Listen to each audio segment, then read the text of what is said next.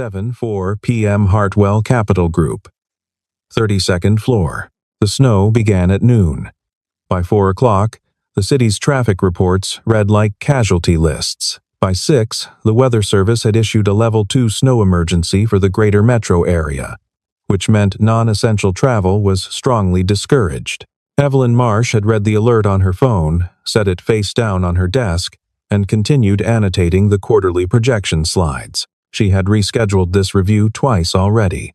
Once for a board conflict, once because Marcus Denton from accounting had pulled his hamstring at a charity 5K and apparently couldn't operate a laptop from a chair. The third cancellation would not happen, not on her watch. At 6:47 p.m., she pushed open the glass door to conference room C and found 7 of her 8 direct reports already seated. Water glasses, printouts, the low hum of the projector warming up. Only one chair remained empty. Noah Carter arrived at 6:51, snow still dusting the shoulders of his navy peacoat. He hung it on the back of his chair and sat down without apology, pulling out his laptop with the quiet efficiency of someone who had already decided to say very little tonight. Evelyn did not look at him directly. She looked at the clock on the wall. "We'll begin," she said. The review was methodical. Evelyn ran through each division's numbers with the kind of surgical precision that had made her, at 42, the youngest chief operating officer in Hartwell's history. She used no filler words. She asked pointed questions. When someone hedged an answer, she waited in silence until they found a better one. Outside, the wind pressed hard against the floor-to-ceiling glass. Snow moved horizontally across the city lights, 32 stories below. At 7:38, Noah's phone vibrated on the table. He turned it face down immediately, but not before Evelyn caught the name on the screen. Little Lily. She recognized it. She had seen it come up before, always handled the same way, silenced without expression. At 7:52, it vibrated again. He reached for it. Evelyn spoke first. "Quarterly review in 3 days, Mr. Carter. I need your supply chain projections finalized tonight." He looked up, his jaw set in a way that wasn't quite defiance but wasn't submission either. Something in between. "My daughter is at daycare," he said quietly. "They called earlier. The building's on backup power." A beat of silence moved through the room. Evelyn felt 6 sets of eyes shift between her and Noah, subtle as tide. "Then I suggest you finalize efficiently," she said, and clicked to the next slide. The review ended at 8:23 p.m. People gathered their things quickly, the kind of quick that happens when people are relieved. Evelyn stayed behind to package the amended projections onto the shared drive, listening to the building empty around her. In the elevator lobby, she pressed the down button and waited. When the doors opened, Noah was still there, his peacoat on, his bag over his shoulder, his phone in his hand with an expression she couldn't name. They rode down in silence. In the parking garage, Evelyn's Audi sat buried beneath 7 inches of snow. She tried the key fob. Nothing. The car had been cold so long the battery had drained. She tried again. The garage lights buzzed overhead. The temperature reading on the concrete wall said 19 degrees Fahrenheit. She heard footsteps behind her. "Miss Marsh." She turned. Noah was standing 20 feet away beside a battered gray Tacoma. Engine running, headlights cutting through the dim garage. "I can give you a ride," he said, "but I have to stop at the daycare first." She looked at her dead car. She looked at the exit ramp, where wind was driving snow in dense white sheets across the entrance. She picked up her bag. "Fine," she said. 8:41 p.m. Highway, 14 North. The roads had become something else entirely. What had been lanes were now suggestions. Other cars moved like slow, dark shapes in the white, their hazard lights blinking orange through the storm. Noah drove with both hands on the wheel and his eyes fixed on the vague center line still visible beneath the accumulation. Evelyn sat in the passenger seat with her bag on her lap, watching the snow. She did not offer directions. She did not make conversation. She was aware, in some detached way, that she was entirely at the mercy of a man she had spoken to, mostly in professional shorthand, for 3.5 years. His phone rang through the truck's speakers. The name across the dashboard display read, Sunny Days Child Care Director. Noah's hand tightened on the wheel. "Mr. Carter," a woman's voice said, slightly breathless. "We lost main power about 20 minutes ago. We're on generator now, but it's not holding the heat well. We still have 4 children waiting. We need." "I'm coming," he said. "I'm on 14 North. 20 minutes. Roads are." "I know what the roads are," he said. 20 minutes. He ended the call. His breathing had changed, still controlled, but tighter. Evelyn noticed the way his shoulders had risen a half-inch. She had seen a lot of people perform under pressure. She had spent years reading the difference between people who actually held it together and people who were only pretending to. Noah Carter was holding it together, and the effort of it was visible in exactly one place. A slight tremor in his left hand where it gripped the wheel at 10 o'clock. "Just drive," she said quietly. "Get to your daughter." He glanced at her once. Then he changed lanes, found a gap in the traffic, and moved. Sunny Days Childcare occupied the ground floor of a converted Victorian on Elmfield Road. When they pulled into the parking lot at 9/6, the building's windows were glowing with the yellow-white of emergency lighting, and a handful of other parents were navigating the snowed-over walkway toward the door. Noah had the truck in park before the engine fully settled. He was out the door and moving toward the entrance in what was almost a run, controlled, deliberate, but fast. Evelyn stayed in the truck for approximately 8 seconds. Then she got out and followed him in. The lobby smelled of wet coats and crayon wax and that particular warmth of small bodies in a closed space. A woman in a staff lanyard was coordinating departures at a folding table. 3 children sat in a row on a bench by the wall, bundled in coats too large for them, watching the adults with the serious faces of children who understand something is wrong, but not exactly what. Then, a small figure appeared in the hallway doorway. 5 years old, dark pigtails, a puffy purple coat she had apparently put on herself and buttoned wrong. She saw Noah and broke into a full run. "Daddy!" He caught her mid-stride, swinging her up in one motion, and she pressed her face against his neck with an urgency that had nothing theatrical in it. Just a child and the person she trusted most in the world, and the terrible brief wait between. "You always come," she said against his shoulder. "You always come.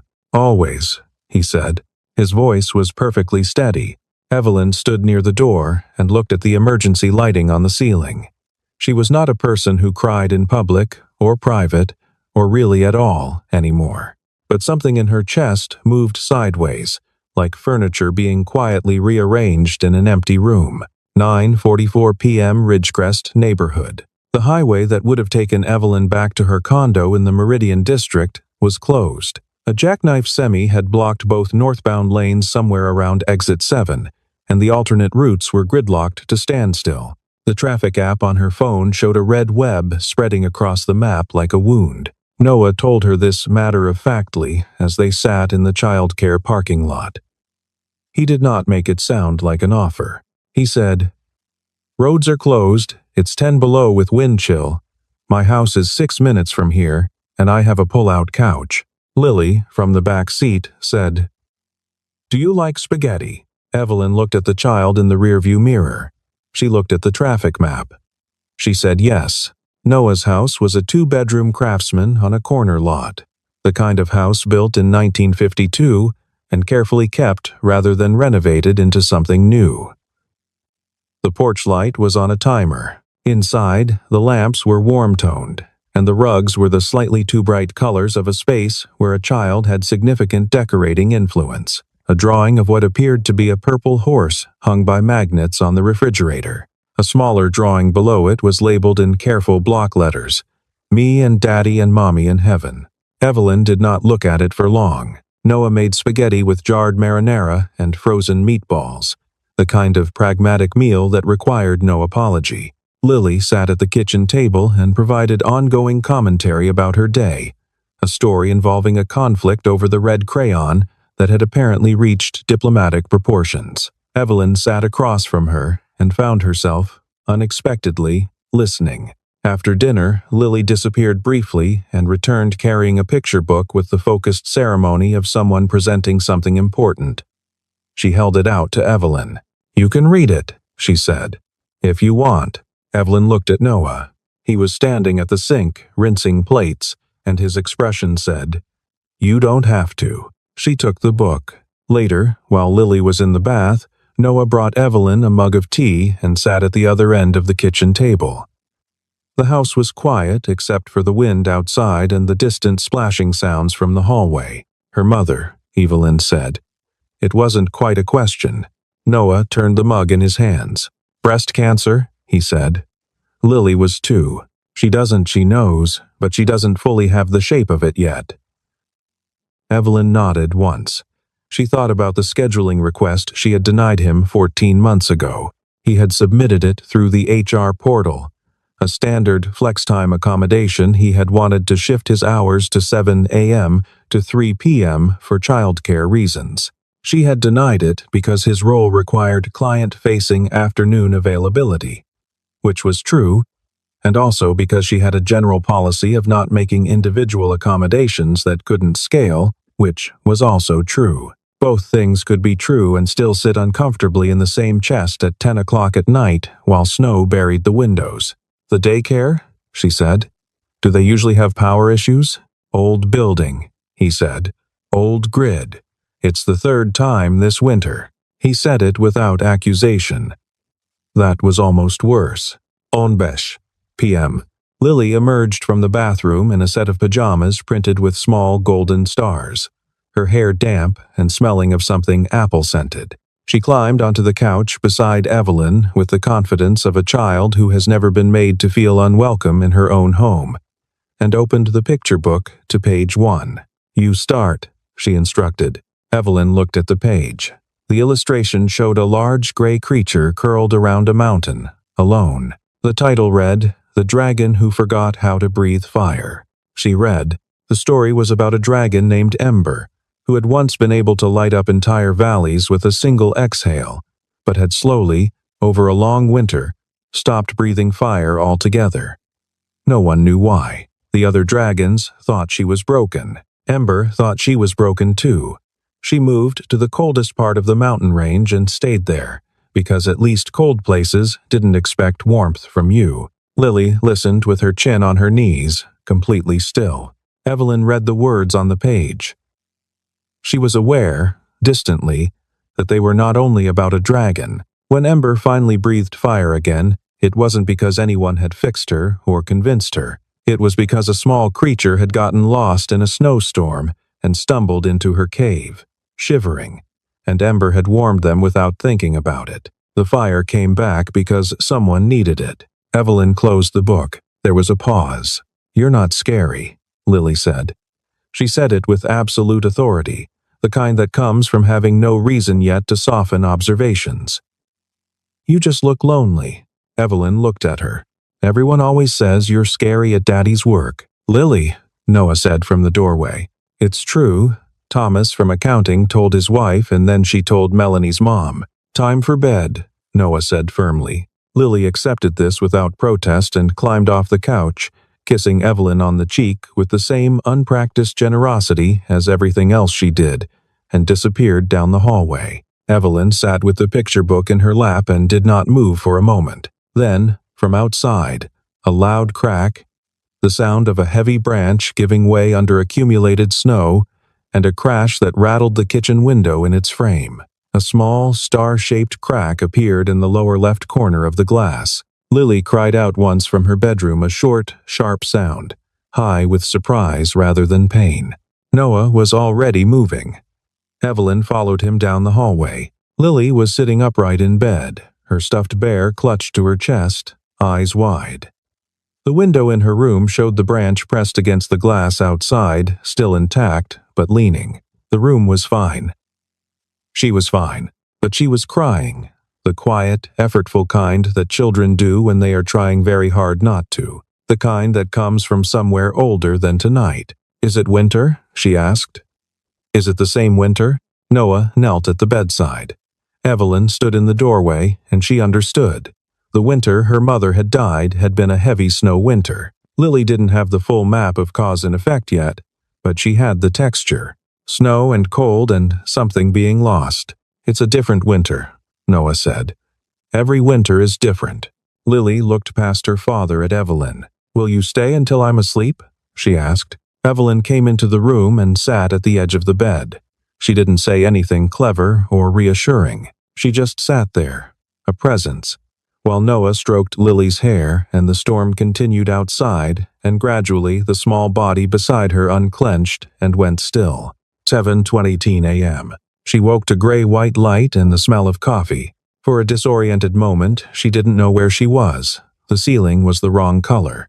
The light was coming from the wrong direction, and she was wearing something large and soft that was not what she had fallen asleep in. She looked down. A gray cable-knit sweater. Noah's, which he had left outside the guest room door sometime in the night because the house had gotten cold, and her blazer was not designed for actual cold. She lay still for another moment, listening to the sounds of the house. Wind, subdued now, the creak of floorboards. A child's voice asking something unanswerable at high volume. The patient low register of a father's reply. She got up and found her way to the kitchen. Lily was sitting at the table in her star pajamas, a crayon in each hand, working on something important. Noah stood at the stove in a flannel shirt, managing pancakes with the quiet focus of someone who had made them 1,000 times. He glanced up when Evelyn appeared in the doorway. "Coffee's on the counter," he said. Nothing more. She poured a cup and sat at the table.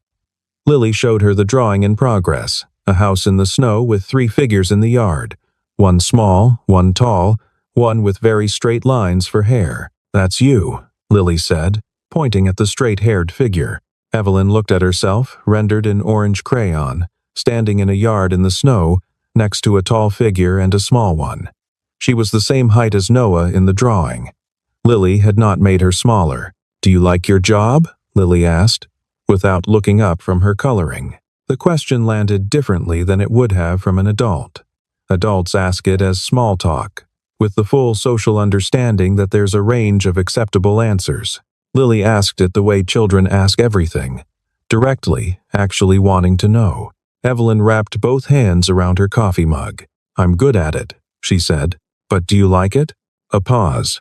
"I'm not sure," Evelyn said. "I think I used to."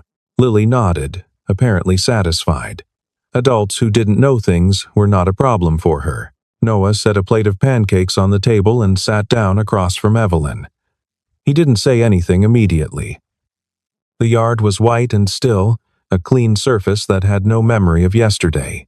"You can't pour from an empty cup," he said finally. Evelyn looked at him. "My wife used to say that," he said. "She said it about parenting, but I think it's general." Evelyn turned back to the window. She thought about her calendar for Monday. She thought about the last time she had eaten breakfast slowly, without checking her phone. She thought about the last time she had sat somewhere and been glad to be sitting there. "I'll stay for breakfast," she said. Monday, Tuesday. The company-wide email arrived at 7:52 a.m. Monday. Due to ongoing road conditions and building maintenance following the storm, Hartwell Capital Group offices would remain closed for a minimum of 2 weeks. All employees were asked to work remotely. All non-essential travel was suspended. Evelyn read it on her phone at Noah's kitchen table, still in the gray sweater, her own blazer draped over the back of the chair. She had her laptop. She had her phone. She had a working Wi-Fi connection and a crisis-ready inbox that had accumulated 47 messages overnight. She sat up at the table and began working. Noah took Lily to a neighbor who ran informal childcare during emergencies, came back, set up his own laptop at the other end of the table, and said nothing about the arrangement. It was simply what was practical. By noon, Evelyn was on her 4th conference call. By 2 o'clock, she had directed 3 separate departments through revised timelines, mediated a billing dispute with a vendor who had decided a storm was an opportunity to renegotiate, and drafted a board update memo in the careful language such memos require. At 3:14, Noah set a sandwich beside her laptop without comment. She ate it without looking up. At 4:30, she looked up. The afternoon light was coming through the kitchen window at a low winter angle, cutting across the table in a warm stripe. On the refrigerator, Lily's drawings shifted slightly in the draft from the heating vent. The house smelled like old wood and whatever Noah had been cooking in a slow cooker since morning. She had been in this room for 9 hours. It was the most sustained she had felt in months. "You should eat something real tonight," Noah said from the counter, where he was reviewing his own notes. "Not a granola bar over the keyboard. I don't snack over the keyboard. You had 2 granola bars and a handful of almonds today." She opened her mouth and closed it. "I don't know how to stop," she said. She meant it to sound dismissive. It didn't come out that way. He looked at her for a moment across the room. "Then start small," he said. "Eat dinner. Go for a walk, something that has nothing to do with a spreadsheet." She looked at the table. At the evidence of a full working day spread across it, her documents, his documents, the sandwich wrapper, the coffee cups, 2 people running their separate professional lives from the same kitchen table, and it had not felt crowded. That was unusual. She had always needed space from other people's energy. She had arranged her entire life around that need. She filed that observation away and went back to her inbox. Saturday, Vickers Memorial Park. Lily announced on Friday that they were going to the park. This was presented not as a request, but as a schedule item. She had drawn a map, a circle with trees around it and 2 figures, one small and one with straight lines for hair, and taped it to the refrigerator beside her other work. Evelyn stared at the map for a moment. "She does this," Noah said behind her. "It's how she plans things. She drew me in the map." "Yes, she included me. Do you want me to tell her something came up?" She turned around. He was watching her with a kind of careful neutrality that she recognized as someone not wanting to make a decision for her. "No," she said. "I'll go." On Saturday morning, she wore jeans and borrowed a down vest from the hook by the door that was 2 sizes too large. She owned no practical winter clothing, wool coats that looked correct, standing outside in the cold for 5 minutes. They were not built for actual engagement with winter. Vickers Memorial Park was 3 blocks away. The trails hadn't been fully cleared, but a path had been compacted by other walkers through the main loop. The playground equipment was frosted, and the swings hung still in the cold air. Lily ran immediately for the swings and demanded to be pushed. Evelyn found herself doing the pushing while Noah stood to the side, his hands in his coat pockets, watching with that same expression she was beginning to recognize, quiet, attentive, almost amused. "Higher!" Lily demanded. "Higher." Then Lily migrated to the slides, then to a structure that involved a rope ladder and a tunnel and a set of horizontal bars. She moved through the playground with the systematic joy of a child who never does the same thing twice when she could do 6 things in sequence. At the monkey bars, Lily paused and looked at Evelyn. "Can you do it?" The bars were designed for an 8-year-old. They were approximately chest height for Evelyn. She looked at them. She looked at Noah, who was very carefully not saying anything. She grabbed the first bar, made it to the 3rd. Then her hands, which had not gripped anything more demanding than a pen and a steering wheel in years, simply disagreed with the 4th, and she came down sideways into the snow with a soft impact that sent a white plume into the cold air. She lay in the snow for 1 second, looking up at the gray winter sky. Noah's laughter was not loud. It was the low, warm kind that escapes before a person can think about it. When she looked at him, he was already bringing it under control, but his eyes were bright. "Do you need—" "I'm fine," she said. She got up. She was dusted in snow from the shoulder down. She didn't feel remotely fine and also felt more fine than she had in a long time, which was an uncomfortable combination. Lily threw her arms around Evelyn's waist, face tilted up. "Friends keep promises," she said, with the confidence of someone delivering a conclusion. "What promise did I keep?" "You came." She said it the same way she had said it to her father in the childcare lobby. "You always come." Simple. The whole weight of trustworthiness distilled. Evelyn put her hand briefly on the top of Lily's head. The wool of the child's hat was soft under her palm. "I came," she said, "Tuesday evening." On Tuesday evening, They were doing the thing that had become, without either of them explicitly deciding so, a habit. Noah, cooking, Evelyn working at the kitchen table, the slow cooker or the stovetop doing its patient work while the winter dark pressed against the windows. Lily was in bed. The house was quiet in the way that houses with small children get quiet after 8 p.m., not silent, but relieved. Evelyn had been staring at the same paragraph of the vendor contract for 12 minutes. She was aware of this because she was aware of a great many things she was usually too busy to be aware of. The sound of the clock above the refrigerator, the particular quality of Noah's attention when he was actually thinking versus when he was simply processing, the way the kitchen felt different from her own apartment, which was designed rather than lived in. The contract language on the indemnity clause is wrong, she said. Which clause? Section 14,3. He came and stood behind her shoulder, reading the screen. She was acutely aware of how close this was professionally, spatially, in every dimension available. He pointed out a cross-reference issue she had missed. He was right. She added a note. He stayed standing there for a moment after the note was added, and they were both aware of what was not being said, which was considerable. "This is complicated," Evelyn said. She meant the contract. She did not mean the contract. "Most things worth figuring out are," Noah said. He meant the contract. She turned slightly and looked at him directly, something she had been doing more carefully than she used to, because direct eye contact with Noah Carter had a different quality than direct eye contact with anyone else she worked with, which was data she filed under. "Do not act on this. I'm your boss," she said. "I'm aware. I'm your supervisor professionally. That's a real line." "I know," he said. A pause. "Some complicated things are worth figuring out," he said again. "I just mean that. Not a pitch, just a thing that's true." She turned back to her screen. She did not say anything else. But she also did not ask him to step back. Thursday, 2 p.m. The call from corporate came at 2 p.m. on Thursday, scheduled on the calendar as a quarterly alignment check-in, which was the kind of title chosen to sound like nothing important. Evelyn sat at the kitchen table with her laptop open and her phone beside it. Noah had gone to pick up Lily from the neighbors. The house was empty except for her. On the call, the CFO, 2 board members, and a consultant from a restructuring firm whose suits cost more than some people's monthly salaries.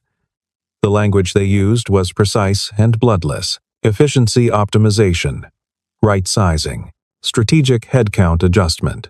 20% workforce reduction was required by end of quarter. This had been decided. The COO Evelyn was responsible for generating the specific personnel list from her divisions. The criteria was standard: performance tier, role redundancy, and seniority, with particular weight given to the last metric. Last hired, first considered. The call lasted 38 minutes. Evelyn took notes in a single clean column, her handwriting smaller and more controlled than usual. After the call, she sat in the quiet kitchen for a long time. She opened the personnel file. She began cross-referencing. It was work she knew how to do. She had done versions of it before, in leaner years. The logic of it was clean. If you stayed inside the logic, she got as far as the C's. Noah Carter. Hired 3.5 years ago. Performance rating. Consistently exceeds. Seniority tier. Lower third. She stared at the screen. Last hired. First considered. She stared at his name the way she might stare at a technical problem, looking for the angle that resolved it. There was no angle. The criteria were the criteria. Her phone buzzed. Not a call. A text. From a number she had added to her contacts 8 days ago. The text said, "Dad said we're having chili tonight and you should come. I told him you probably have work, but I'm texting just in case." Below the text was a small drawing, a crayon sketch, photographed, a bowl of something steaming, and 3 figures around a table, one with straight lines for hair. Evelyn set the phone down. She looked at his name on her screen. She looked at the drawing. She understood that she was at a threshold, and that both directions led somewhere she could not fully see. Thursday, 4:45 p.m. She called her second-in-command, a deputy COO named Francis Whitmore, who had been in operations for 22 years and had seen every form of institutional cowardice and institutional courage the industry had to offer. Francis picked up on the second ring. "I need 30 minutes before the personnel list goes upstairs," Evelyn said. "You have them." She spent those 30 minutes not arguing with the decision.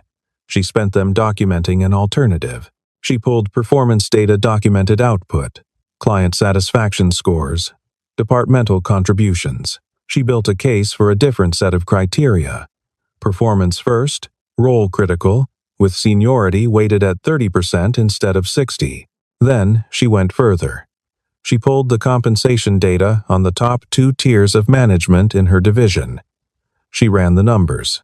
If you reduced headcount at the director and senior director level instead of the individual contributor level, you achieved the same financial target with fewer total positions eliminated and significantly less operational disruption. It was not a comfortable document to write. 3 of those director positions were people she had promoted, people whose careers she had sponsored. But the numbers were what they were. She sent both documents, the original criteria list and her alternative, to the CFO and the 2 board members, with a cover note that was 3 sentences long. She said, "The attached analysis suggests an alternative approach that achieves the target more efficiently and with less impact to operational capability. I am available to discuss before any final decision is made. These decisions deserve more than a single framework." Then she opened the text from Lily and typed, "I'll come for dinner if the offer is still open." The response came in 40 seconds. 3 exclamation marks and a drawing of what appeared to be a bowl and 3 figures around a table. She closed her laptop, put on her coat, the wool one, still insufficient for actual winter, put on Noah's borrowed vest over it, picked up her keys. She drove to a small house on a corner lot in the Ridgecrest neighborhood, the porch light on, the windows warm and yellow in the blue winter evening. Noah opened the door before she knocked. "Lily said you were coming," he said. Lily was right. He stepped back to let her in. The house smelled like chili and wood smoke and the particular life of a home where a child had been busy all day. Lily came around the kitchen doorway at a run and grabbed Evelyn's hand with both of hers and pulled her toward the table, explaining something at speed about a very important development involving her stuffed bear and a name change. Evelyn let herself be pulled. Later, after dinner, after Lily went to bed, after Noah and Evelyn sat on opposite sides of the kitchen table, with mugs of tea and the particular quiet of people who have run out of small things to say, he asked about her day. She told him. Not everything, but the shape of it. The call, the numbers, the list she had almost finalized and then hadn't. The alternative she had built instead and sent upstairs. Knowing it might not land, knowing it had put her in a position she hadn't been in before, someone who had chosen the uncomfortable road deliberately without knowing what was at the end of it. He listened without interrupting. "Whatever happens," he said when she finished, "you chose to be human. That's not a small thing." She looked at her tea. "I don't know what they'll decide." "I know. It might not change anything. I know that too." A pause. "But you made the case," he said. "That's yours, whatever they do with it." Through the kitchen window, the snow on the backyard was beginning to soften at the edges, the way it does when a thaw is coming. Not gone. Not gone yet, but the light was different than it had been a week ago. Slightly warmer, slightly longer. The kind of change you can only see if you've been paying attention. Evelyn had been paying attention. She wrapped her hands around her mug and looked at the man across the table. The quiet, steady person who had driven through a whiteout to get to his daughter, who made sandwiches without asking, who had a 5-year-old who drew everyone into the map. She looked at the kitchen with its 2 bright rugs and refrigerator covered in drawings. She looked at the winter light coming through the window. She thought, "I don't know what's at the end of this." She thought, "I think I want to find out." Neither of those things required saying out loud tonight. They were true the way things are true when they have finally stopped being hypothetical, quietly, irrevocably, with room to grow into. Outside, something dripped from the eaves, a slow, persistent sound. The ice was melting.